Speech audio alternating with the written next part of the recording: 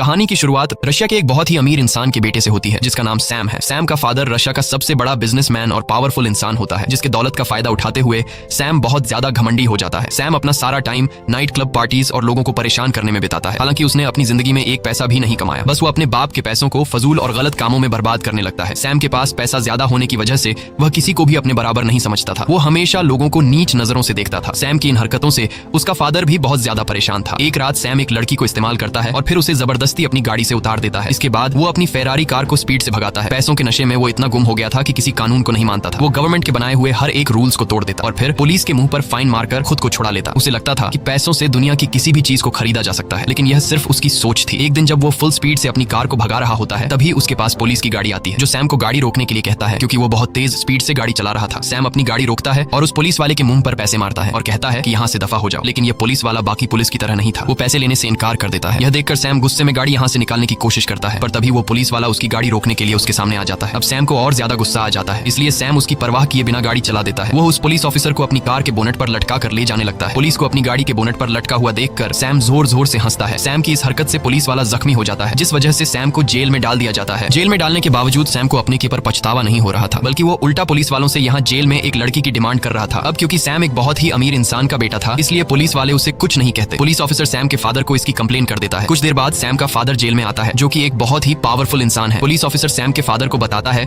कि तुम्हारा बेटा इतना ज्यादा बिगड़ गया है कि वो एक पुलिस वाले को सड़क पर आधी रात को घसीटता रहा और अब वो पुलिस वाला हॉस्पिटल में एडमिट हो गया है। ये सुनकर सैम का फादर उस ऑफिसर से कहता है कि मैं अपने बेटे की गलती के लिए आपसे माफी मांगता हूँ और मैं वादा करता हूँ कि आज के बाद वो ऐसी गलती नहीं करेगा। पुलिस ऑफिसर सैम के पिता की रिस्पेक्ट में सैम को छोड़ देता है। इसके बाद सैम के पिता सैम को घसीट कर बाहर लेकर आते हैं और उसे डांटने लगते हैं, लेकिन सैम पर अपने फादर की बातों का कोई असर नहीं होता। वो अपने फादर के सामने सिगरेट पीने लगता है। दरअसल सैम की मदर की डेथ हो चुकी है और सैम अपने पिता का इकलौता बेटा था, इसलिए सैम के पिता को सैम की हर एक जिद को पूरा करना पड़ता है। और सैम भी यह जानता था कि उसका फादर उसे डांटने के अलावा और कुछ कर नहीं सकता, लेकिन अब सैम का फादर सैम से बहुत ही ज्यादा परेशान हो चुका था। सैम के फादर को एहसास होता है कि अगर इसे रोका नहीं गया तो यह एक अपराधी बन जाएगा, इसलिए इसका कुछ करना होगा। सैम को सुधारने के लिए सैम का फादर अपनी एक दोस्त के पास जाते हैं और उसे सैम की सारी सिचुएशन समझा देता है। वो अपनी दोस्त से कहता है कि मैं किसी भी कीमत पर सैम को नॉर्मल इंसान बनाना चाहता हूँ जो दूसरों की इज्जत करे। ये सुनकर वो कहती है कि इसका एक तरीका है। मैं एक ऐसे ट्रेनर को जानती हूँ जिसने बहुत सारे बिगड़े लड़कों को सुधारा है। हालांकि उसका तरीका थोड़ा अलग है, लेकिन इस बात की मैं गारंटी देती हूँ कि सैम पूरी तरह से ठीक हो जाएगा, वो अच्छा इंसान बन जाएगा। और अब सैम के पिता उस ट्रेनर से मिलने के लिए जाते हैं, पर जब ये दोनों उसके घर के अंदर जाते हैं तो वो ट्रेनर को देखकर हैरान हो जाते हैं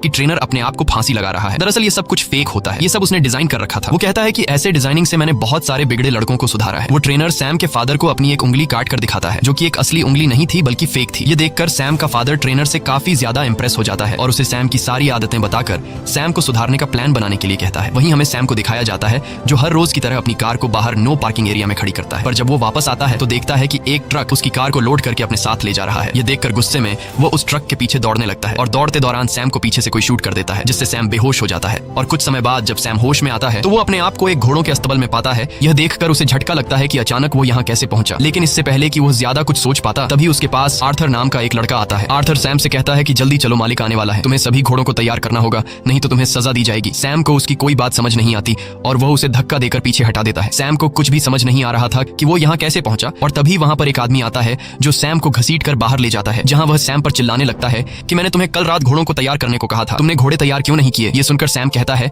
कि कल रात को छोड़ो, मैं तुम्हें अपनी जिंदगी में पहली बार देख रहा हूँ। कुछ देर बाद यहाँ का मालिक, जमींदार और उसका बेटा जैक आते हैं। जो आदमी जैक को घसीट कर बाहर लेकर आया था वह यहाँ के जमींदार से कहता है कि सैम ने घोड़े तैयार करने से इनकार कर दिया है। ये सुनकर जमींदार बहुत ज्यादा गुस्सा हो जाता है और कहता है कि सैम को कोड़े लगाए जाए। जमींदार के ऑर्डर को मानते हुए वो आदमी सैम को कोड़े लगाता है। जमींदार कहता है कि मैं चाय पीने जा रहा हूँ, जब मैं वापस आऊंगा तो मेरा घोड़ा तैयार होना चाहिए, नहीं तो सैम को और 100 कोड़े लगेंगे। सैम को कुछ समझ नहीं आ रहा था कि यह सब क्या चल रहा है। अब सैम को और 100 कोड़ों से बचाने के लिए आर्थर उसके पास आता है और सैम को घोड़ों के स्टबल में ले जाता है। घोड़ों के स्टबल में आने के बाद सैम आर्थर से कहता है कि मुझे कॉल करना है, अगर मैंने अपने फादर को बता दिया कि इन लोगों ने मुझे कोड़े मारे हैं तो मेरा फादर इन सब की जान ले लेगा। ये सुनकर आर्थर कहता है कि ये कॉल वगैरह क्या होता है, मुझे कुछ भी इसके बारे में नहीं पता, चुपचाप घोड़ा तैयार करो नहीं तो तुम्हें और 100 कोड़े पड़ेंगे। सैम बहुत ज्यादा परेशान हो जाता है कि अचानक वो कैसे इस तरह की जगह में फंस गया है, इसलिए सैम यहाँ से भागने की कोशिश करता है। दौड़ते दौरान वो गांव वालों से कहता है कि पुलिस को कॉल करो, लेकिन वे लोग पुलिस को नहीं जानते थे। वो भागते हुए देखता है कि यह कोई शहर नहीं बल्कि यह गांव है और लोगों के लाइफस्टाइल को देखकर वो समझ जाता है कि यह 2019 नहीं बल्कि 18वीं सेंचुरी का दौर है, यानी कि वो अपने टाइम से पूरे 200 साल पीछे आ चुका है। अब वो यहाँ से किसी तरह करके निकलना चाहता था, लेकिन तभी सैम को एक आदमी पकड़ लेता है। जब जमींदार को पता चलता है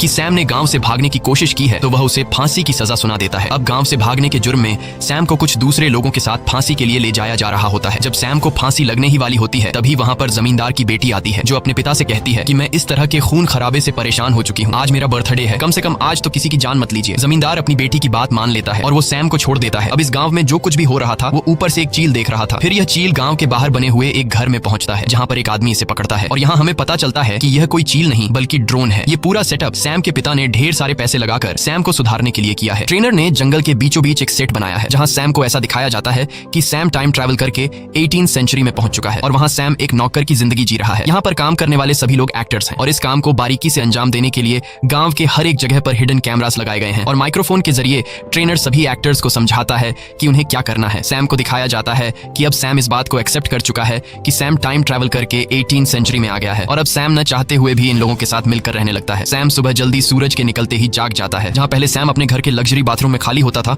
अब सैम जंगल के बीचों बीच खुले में पेशाब करता है। सुबह नाश्ते में उसे सूखी रोटी दी जाती है। वो यहाँ अपनी ड्यूटी निभाते हुए घोड़ों को तैयार करता है जिससे सैम को बहुत मुश्किलों का सामना करना पड़ता है और अगर सैम से कोई गलती होती है तो सजा के तौर पर सैम को घोड़े खाने पड़ते हैं और रात को बेड पर सोने के बजाय मजबूरी में सैम को जमीन पर सोना पड़ता है। सैम को कुछ समझ नहीं आ रहा होता है कि वो इस तरह की जिंदगी कैसे जिएगा और सैम हमेशा ऊपर वाले से यही विश करता है कि कब सैम वापस अपने टाइम यानी 2019 में जाएगा। एक दिन जब सैम गांव में घूम रहा होता है तब सैम को पास में किसी के रोने की आवाज सुनाई देती है। जब सैम वहां जाकर देखता है तो पता चलता है कि यह जमींदार की बेटी सोफिया है। सैम उसके पास जाता है और उसके रोने की वजह पूछता है। सोफिया कहती है कि मेरे पिता मेरी शादी एक बूढ़े आदमी से कराना चाहते हैं, मैं उससे शादी नहीं करना चाहती। लेकिन इस बात से सैम को कोई फर्क नहीं पड़ता। सैम कहता है कि यह तो अच्छी बात है, वो बूढ़ा आदमी जल्दी ही मर जाएगा और उसकी सारी दौलत तुम रख लेना। सैम यहाँ इतने बुरे हालात में होने के बावजूद अपनी शैतानियों से बाज नहीं आ रहा था। वो अगले दिन जमींदार की मुर्गी चुरा लेता है क्योंकि यहाँ हर रोज सब्जी खाकर सैम बोर हो चुका था। सैम अपने दोस्त आर्थर से कहता है कि जल्दी से इसे पका कर लाओ और फिर हम दोनों इसे मिलकर खाएंगे। जब मुर्गी पक जाती है तब सैम अकेला ही पूरी मुर्गी खा जाता है। सैम आर्थर के लिए कुछ भी नहीं बचाता। आर्थर जब उसके पास आता है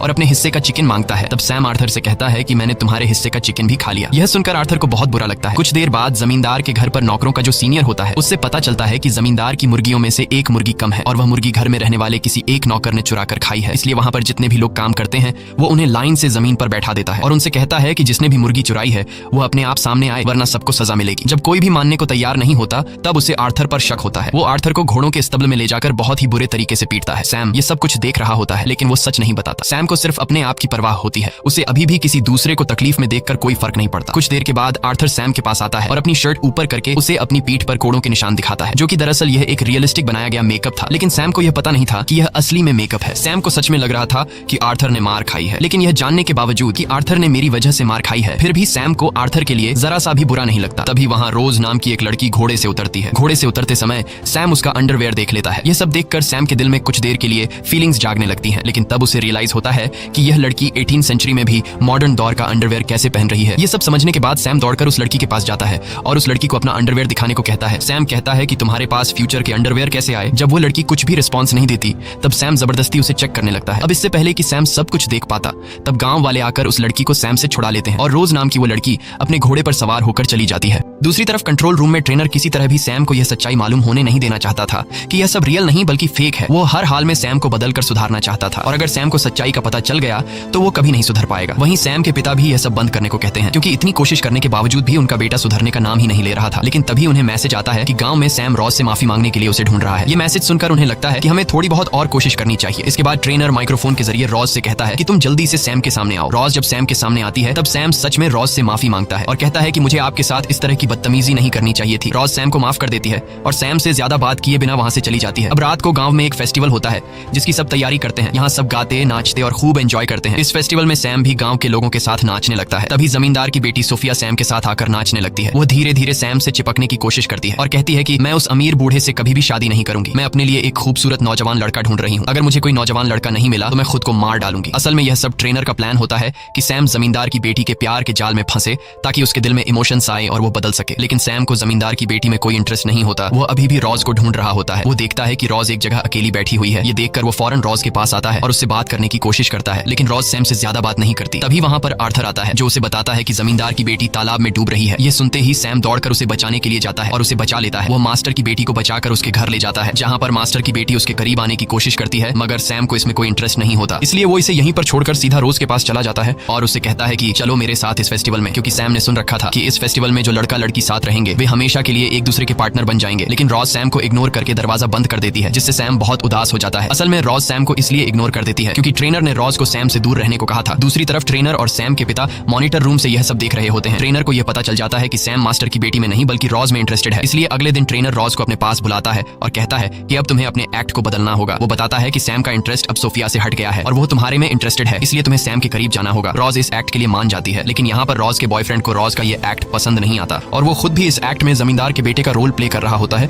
रॉज अपने बॉयफ्रेंड को समझाती है कि ये सिर्फ एक्टिंग है और मैं ये सिर्फ सैम को एक अच्छा इंसान बनाने के लिए कर रही हूँ। ये सुनकर उसका बॉयफ्रेंड उसकी बात मान जाता है। अगले दिन हमें गांव दिखाया जाता है जहाँ पर जमींदार अपने बेटे जैक के लिए बहुत परेशान होता है क्योंकि जैक ने शहर जाकर कुछ सिपाहियों को मारा है और अब कुछ दूसरे सिपाही उसे सजा देने के लिए गांव में आने वाले हैं। इसीलिए जमींदार अपने पास सैम को बुलाता है और उसे कहता है कि तुम मेरे बेटे की सजा अपने ऊपर ले लो, इसके बदले हम तुम्हें आजाद कर देंगे। आजादी का नाम सुनते ही सैम इसके लिए तैयार हो जाता है। वो सोचता है कि हर रोज यहाँ कुत्ते की तरह जीने से अच्छा है कि थोड़ी देर की सजा सह लो और फिर उसके बाद मैं उम्र भर आजाद रहूंगा। कुछ देर बाद सिपाही आते हैं और वे जमींदार के बेटे को ढूंढने लगते हैं। यहाँ सैम कहता है कि मैं ही जमींदार का बेटा हूँ और मैंने शहर जाकर कुछ सिपाहियों को मारा था। ये सुनकर वो लोग सैम को पकड़ लेते हैं और सैम को सजा के तौर पर कोड़े लगाते हैं। कोड़े खाने के बाद सैम नए कपड़े पहनकर आजादी के लिए सीधा जमींदार के बेटे जैक के पास जाता है और उसे कहता है कि मैंने अपना काम पूरा कर लिया, अब तुम्हें मुझे आजाद करना होगा। यह सुनकर जमींदार का बेटा जैक सैम पर जोर जोर से हंसने लगता है। वो सैम को नीचे गिराकर कहता है कि तुम कितने बड़े बेवकूफ हो, इतनी आसानी से तुम आजाद नहीं हो सकते। वो सैम के मुंह पर थूक कर कहता है कि जाओ यहाँ से निकल जाओ और मेरे घोड़े तैयार करो। सैम जमींदार के बेटे के इस बर्ताव पर उसे कुछ नहीं कहता और चुपचाप वहाँ से निकल जाता है। दूसरी तरफ कंट्रोल रूम में बैठा सैम का फादर और ट्रेनर ये सब कुछ देखकर बहुत ही मायूस हो जाते हैं क्योंकि ये लोग चाहते थे कि सैम को अपने हक के लिए लड़ना चाहिए था। सैम अब इस जिंदगी को एक्सेप्ट कर लेता है। वो हर रोज उदासी में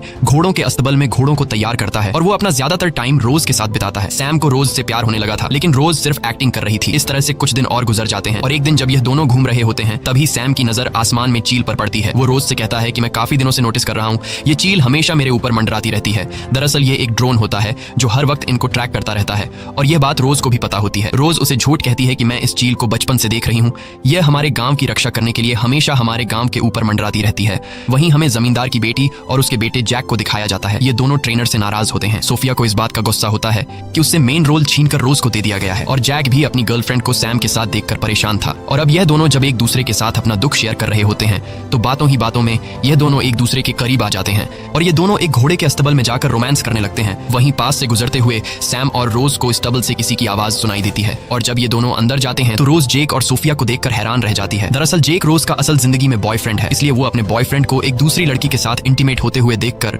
बहुत ज्यादा उदास हो जाती है और वह जैक से नाराज होकर वहां से चली जाती है। सैम भी रोज के पीछे जाता है। ये बात जब ट्रेनर को पता चलती है तो वह सोफिया और जैक पर काफी गुस्सा हो जाता है क्योंकि इस पूरे सेटअप में सोफिया और जैक दोनों जमींदार की औलाद हैं और सैम की नजरों में ये दोनों भाई बहन हैं।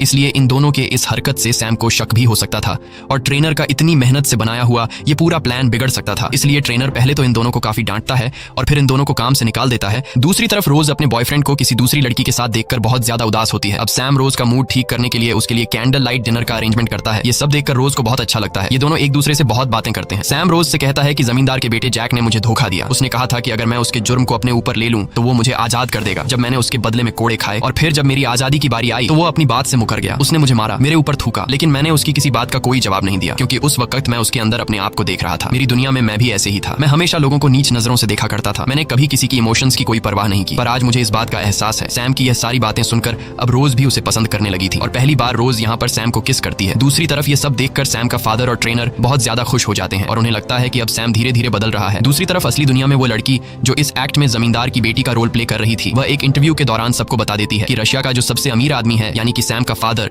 उसने अपने बेटे को एक गांव में कैद करके बंदी बनाकर रखा है। वह उसके जज्बातों के साथ खेल रहा है। यह खबर पूरी मीडिया में आग की तरह फैल गई और सोफिया नामी इस लड़की ने यह अफवाह इसलिए फैलाई क्योंकि ट्रेनर ने उसे काम से निकाल दिया था। सैम के अगवा होने की खबर को सुनते हुए पुलिस इसकी जांच पड़ताल करने लग जाती है। सैम के फादर को जब ये बात पता चलती है कि पुलिस अब यहाँ आने वाली है तो वो ट्रेनर से कहता है कि हमें अब ये सब कुछ बंद करना होगा। ट्रेनर कहता है कि पुलिस को यहाँ तक पहुँचने में टाइम लगेगा, इसलिए हम एक आखिरी एक्ट चलाएंगे जिसमें सैम या तो सुधर जाएगा या फिर हमेशा के लिए वैसा ही घमंडी रहेगा। ट्रेनर कहता है कि अब इस गांव पर मंगोल्स का अटैक होगा। वहीं गांव में हमें रोज और सैम दिखाया जाता है जहां पर रोज सैम से कहती है कि अगर हम दोनों अलग हो जाएं तो कभी मेरे प्यार पर शक मत करना, मेरा प्यार तुम्हारे लिए सच्चा है। दरअसल रोज को पता है कि आज इस एक्ट का आखिरी दिन है, इसके बाद ये दोनों अलग हो जाएंगे, इसलिए वो उसे बताना चाहती थी कि वो सच में उसे प्यार करती है। तभी वहां पर आर्थर आता है जो इन दोनों को बताता है कि हमारे गांव के ऊपर मंगोल्स ने हमला किया है, हमें जल्दी गांव में जाना होगा वरना वे लोग पूरे गांव को आग लगा देंगे। ये सुनकर रोज और आर्थर गांव के लिए निकल पड़ते हैं, लेकिन सैम डर जाता है, वो गांव नहीं जाना चाहता। लेकिन जब वो देखता है कि रोज भी गांव चली गई है तब न चाहते हुए भी वो रोज के पीछे गांव चला जाता है और वहां हमें दिखाया जाता है कि मंगोल्स ने गांव की एक लड़की को पकड़ रखा है। तब उस लड़की के फादर मंगोल्स के हेड से रिक्वेस्ट करता है